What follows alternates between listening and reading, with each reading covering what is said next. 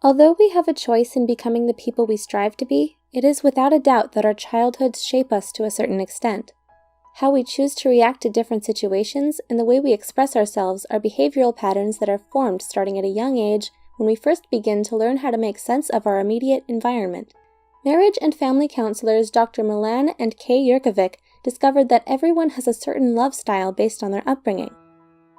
A love style is comprised of our tendencies and inclinations of how we respond to our romantic partners.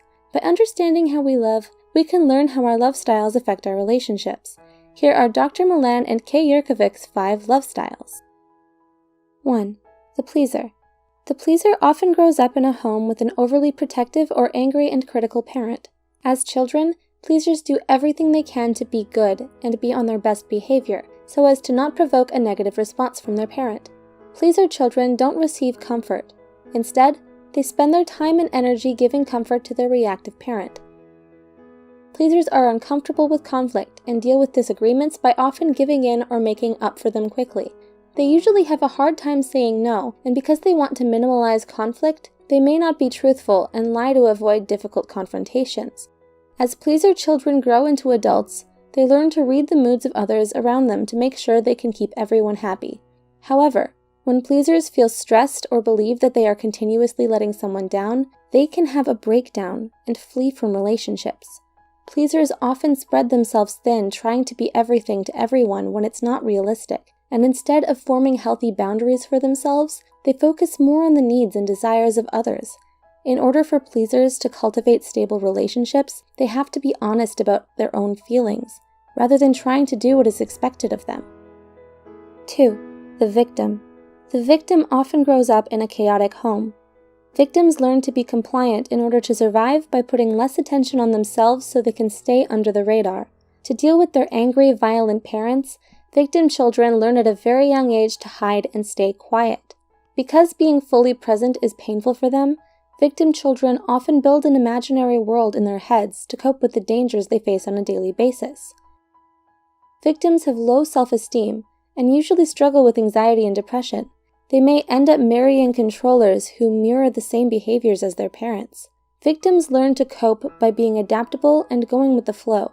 They are so used to chaos and stressful situations that when they do experience calmness, it actually makes them feel uneasy because they anticipate the next blow-up. In order for victims to cultivate healthy, stable relationships, they have to learn self-love and stand up for themselves when a situation calls for it, instead of letting their partner walk all over them. 3. The controller. The controller usually grows up in a home where there wasn't a lot of protection, so they learn to toughen up and take care of themselves. They need to feel in control at all times to prevent the vulnerability they experienced in their childhood from being exposed in their adulthood. People with this love style believe that they're in control when they can avoid experiencing negative feelings of fear, humiliation, and helplessness. Controllers, however, don't associate anger as vulnerability, so they use it as a weapon to remain in power. Controllers have rigid tendencies, but may also be sporadic and unpredictable. They don't like stepping out of their comfort zones because it makes them feel weak and unprotected. They prefer to solve problems on their own, and like getting things done in a certain manner. Otherwise, they get angry. In order for controllers to form stable, long-lasting relationships, they need to learn how to let go, trust others, and keep their anger at bay. 4. The Vacillator. The vacillator often grows up with an unpredictable parent. As children, vacillators learned that their needs aren't their parents' top priority. Without consistent affection from their parent, vacillators develop a deep fear of abandonment. But when the parent finally feels like giving their time and attention to them, vacillators are usually too angry and tired to receive it. As vacillators enter adulthood, they try to find the consistent love they were deprived of as children. Vacillators have a tendency to idealize new relationships, but once they feel let down or disappointed, they grow dejected and doubtful. They often feel misunderstood and experience a lot of internal conflict and emotional stress within their relationships. They can be extremely sensitive and perceptive, which allows them to detect even the slightest change in others and know when people are pulling away.